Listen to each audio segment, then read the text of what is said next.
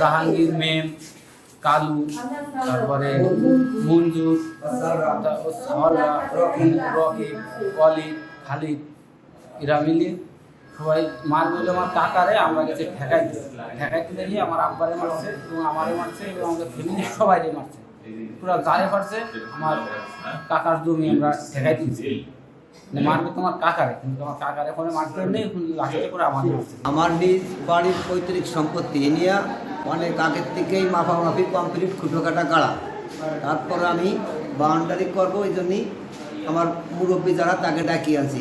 ডাকার পর তাকে ডাকিয়ে এ জায়গা তারা যে সিদ্ধান্ত নেয় আমিও সেই সিদ্ধান্ত বেরিয়ে বলছি। বলার পরে তারা দেখাইতেছে, তারা থাকি মানে মুরব্বীরা থাকিয়ে দেখাইতেছে ইকবাল ভৈর, মেম ভৈর, কালু ভৈর, জাহাঙ্গীর ভৈর এরা কোনো প্রকারে মানবে না।